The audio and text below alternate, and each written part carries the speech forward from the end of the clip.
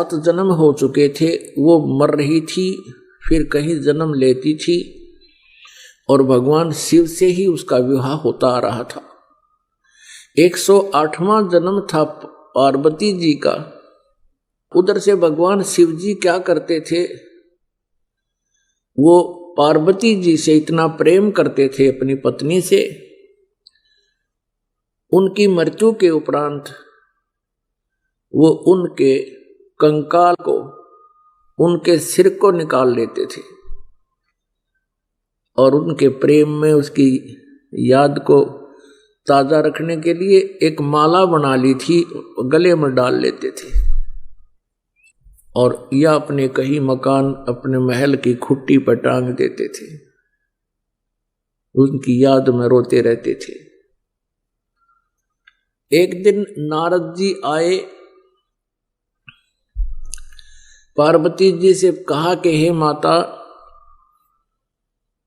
आप जन्म और मृत्यु के कष्ट से कितने दुखी होते हो। भगवान शंकर जी के पास, शिव जी के पास एक अमर मंत्र है, यदि वो आपको वो मंत्र दे दे, जाप करने का एक नाम है, आपका जन्म और मृत्यु समाप्त हो सकता है। पार्वती जी ने कहा कि हे ऋषि जी, आपकी बातों पर मुझे विश्वास नहीं हो पा रहा, क्योंकि भगवान शिव जी मुझे बहुत प्यार करते हैं, मेरे पति हैं और इनके स्वभाव और इनके उदार स्वभाव से मैं खूब परिचित हूं। ये मेरे लिए अपनी जान भी दे सकते हैं और वस्तु का तो कहना ही क्या। फिर आप ये कहो कि इनके पास कोई ऐसी वस्तु है और वो मुझे नहीं देते, नहीं दी आज तक, मेरे से छुपा ली, मेरा बात जची नहीं और मेरी जन्म मृत्यु का भी मुझे ज्ञान नहीं। तब भगवान नारद जी ने कहा कि माता, ये जितने भी गले में भगवान ने ये शीश, ये रूंड टांग रखे हैं तेरे खोपड़े, ये तेरे ही हैं। 107 तो ये टंगरे खुट्टी पे है और 108वां आप वर्तमान में है। और भगवान शिव जी के पास एक बहुत ही अच्छा मंत्र है, वो आपको देंगे तो आपका कल्याण हो जाएगा। पार्वती जी ने फिर वही शब्द दोहराए कि नारद जी, मुझे विश्वास नहीं हो रहा कि उन्होंने मुझे ये नाम क्यों नहीं दिया जिससे मेरा मोक्ष हो सकता है। ऐसा भगवान नहीं कर सकते, मुझसे कुछ नहीं छुपा सकते। तब नारद जी ने कहा कि अभी तक आप उनको केवल पति मान रहे हो, आपने उनको भगवान नहीं माना, आपने उनको गुरु नहीं माना। जब तक आप अधीन नहीं होगे तब तक वो आपको ये वस्तु नहीं देंगे। अभी तक तो आप उनको एक पति मानते हो और कभी कभी डांट भी लगा देते हो, और इस अनमोल वस्तु को लेने के लिए आपने बहुत विनम्र स्वभाव अपनाना होगा। अति अधीन दीन हो प्राणी, ताको कहना वो अकथ कहानी, ये नियम है भक्ति का। अब नारद जी के उस प्रेरणा से उसको बहुत ज्यादा प्रेरणा मिली, बहुत प्रेरित होगी और सोचने लगी कि ऐसा अनमोल मंत्र उनके पास है। नारद जी झूठ नहीं बोलते, इनका कोई स्वार्थ नहीं झूठ बोलने का, परमार्थी व्यक्ति हैं, ये झूठ नहीं बोलते। पार्वती जी ने सोचा कि अवश्य में मेरे अंदर ही कोई त्रुटि रही है जिस कारण से प्रभु ने अभी तक मुझसे ये अनमोल मंत्र छुपा रखा है। अब शाम के समय जब भगवान शिव जी अपने घर लौटे, उस दिन एक विशेष परिवर्तन देखा शिव जी ने कि पार्वती जी उनके चरणों में गिर गई और फूट फूट कर रोने लगी। भगवान शिव ने कहा कि पार्वती तेरे को किसने क्या कह दिया, मुझे बता, उसका अभी ठीक करता हूं उसको। पार्वती जी ने कहा कि आपके रहते मुझे कौन कह सकता है प्रभु, लेकिन मुझ अबला से कोई भूल बनी है। हे परमात्मा, आपने मुझसे एक अनमोल वस्तु छुपा रखी है। आप मुझसे इतना प्यार करते हैं, क्या मैं जब मरती थी आप दुखी नहीं हुए होगे? अब नारद जी, उसने शिव शंकर भगवान ने सोचा आज यह कौन सा स्टेशन पकड़ ली है, ये तो कदे ढंग से बात नहीं करया करती, आज ये बोल क्या रही है। तब कहा, पार्वती जी ने संक्षिप्त में सारी कथा सुना दी है। भगवान आपके पास अनमोल मंत्र है, मैं 107 बार मर चुकी हूं, ये शीश मेरे ही हैं, आपने कभी नहीं बताया। मेरे में कोई त्रुटि रही होगी, मुझे बालक समझकर माफ कर दो, मुझे वो मंत्र दे दो। हाँ, भगवान शंकर बोले, पार्वती ये तेरे सतर की बात नहीं, नो बता तेरे को कौन मिला ऐसा भगवान आत्मा, तेरी बुद्धि बदल दी उसने। ऐसा कौन भी दाता मिल गया जो तेरी बुद्धि बदल दी? किसने बताया तेरे तो ये बात? तो पार्वती कहने लगी, नारद जी आए थे और उन्होंने मुझे ये सारी कहानी बताई। अब शिव जी कहने लगे, पार्वती अब बैठ जा, तेरे को सारी मेरी मजबूरियां बताता हूं। अब पार्वती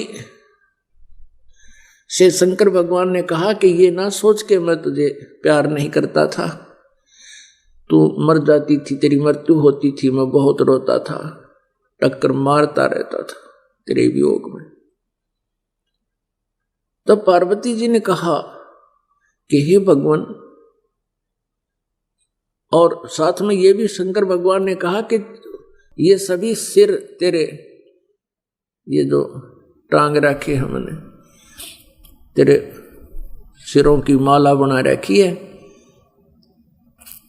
जब तक तू दोबारा मुझे प्राप्त नहीं होती थी तब तक मैं इनको देख देख कर रोता रहता था।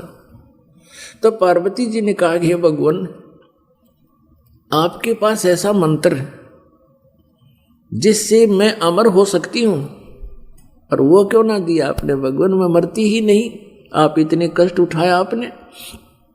पुण्यात्मा, जो व्यक्ति अपने प्रोसेस से परिचित होता है, अपने प्रोफेशन से परिचित होता है, वो समझता उसके कदर और वैल्यू को। ये मंत्र ऐसे नहीं दिया जा सकता। तो भगवान शंकर ने कहा कि पार्वती, अभी तक तेरी आत्मा में इस मंत्र की चाह नहीं बनी थी, इच्छा नहीं बनी थी, प्रबल इच्छा नहीं। और जब तक इच्छा ना बने तो मैं तुझे बहुत कोशिश करता था। आपका याद भी होगी, मैं बहुत बार चर्चा चलाता था कि पार्वती भगवान की भक्ति करनी चाहिए, परमात्मा की भक्ति से जीव का कल्याण होता है। लेकिन आप तो मेरी एक नहीं सुनती थी और क्या कह देती थी कि मुझे भक्ति की क्या आवश्यकता है, मुझे तो भगवान मिल गया। मैं भी चुप हो जाता था कि अब या आगे बात सुने नहीं। तो पुण्यात्माओं, जैसे समुद्र के अंदर, समंदर में सीप होती है एक, जिसमें ये मोती बनते हैं, आपने देखे होंगे, शंखले से हुआ करें शंख, इन ये तो ऐसा ही एक चपटा सा होता है, एक जीव होता है, उसका ऊपर का शरीर बहुत सख्त होता है, और उसमें मोती कैसे बनता है? वो सीप जिस समय उसको चाह होती है, समुद्र में एक विशेष गर्मी पैदा होती है, और उसके बाद फिर कुछ वर्षा के आसार बनते हैं। तो सीप जो है समुद्र में रहती है और ऊपर सतह पर आ जाती है, जब उसने मोती बनाना, जब उसमें मोती बनने की प्रक्रिया, उसके अंदर एक विशेष जिज्ञासा उत्पन्न होती है, चाह होते अपने आप उसका मुंह खुल जाता है। और ऊपर खुले हुए मुंह खुला हो, ऊपर से वर्षा हो जाती है स्वाति यानी आसमान की, बादलों की, तो उससे वो थोड़ा सा नीर ग्रहण करके और मुंह बंद कर लेती है, उससे मोती बनता है। और उस सीप का मुंह खुला ना हो, चाहे सारा सामन बरस जा, मोती नहीं बन सकता। तो यहां परमात्मा बताते हैं कि पार्वती के अंतःकरण रूपी सीप का मुंह बंद था, नारद जी की प्रेरणा से वो मुंह खुल गया और भगवान शिव जी ने फिर उसमें वो मंत्र डाल दिया। तो भगवान शिव ने कहा कि पहले तेरी इच्छा नहीं थी और ये ऐसा अनमोल मंत्र है, मैं तुझे ऐसे बर्बाद नहीं कर सकता, और मैं तुझे दे भी देता, बता भी देता, तो तेरे जिज्ञासा थी नहीं, यो काम नहीं करता, ये व्यर्थ जाता। तो तब भगवान शिव ने कहा, पार्वती आज तेरा सीप का मुंह खुल गया, खुला है ये, और अब ये मंत्र दूंगा तुझे, पर ये ऐसा अनमोल मंत्र है, ऐसे स्थान पर दूंगा जहां कोई दूसरा जीव भी ना सुन ले। जहां पर अमरनाथ बना हुआ है वहां एक सूखा वृक्ष था, एक सूखा वृक्ष था, कोई पत्ता नहीं था, टहनी शेष थी, और वहां जाकर उसके नीचे बैठ गए भगवान शंकर और पार्वती। भगवान शिव जी ने हाथ से 3 ऐसी जोर जोर से ताली बजाई, इतनी आवाज हुई कि आसपास इतना भयंकर नाद हुआ कि आसपास के कोई पक्षी वहां पर था वो उड़कर भाग गया, और कहीं अंडे भी थे आसपास के वृक्षों में, वो भी पक्षी बनकर उड़ गए। उसी वृक्ष की खोगर में एक थोथे स्थान पर में जो वृक्षों में हो जाता है, उसमें एक मादा तोते ने अंडे दे रखे थे। जो स्वस्थ अंडे थे वो तो पक्षी बनकर उड़ गए, एक गंदा अंडा था वो शेष रह गया। भगवान शिव पार्वती जी को वो मंत्र सुनाने लगा। पुण्यात्माओं, आपको पता चलेगा आप कितने पुण्यवान हो। वो जो मंत्र पार्वती जी को मिला वो मंत्र आप जी को मिल रहा है। इसके बीच में ये किसी को ना मिला,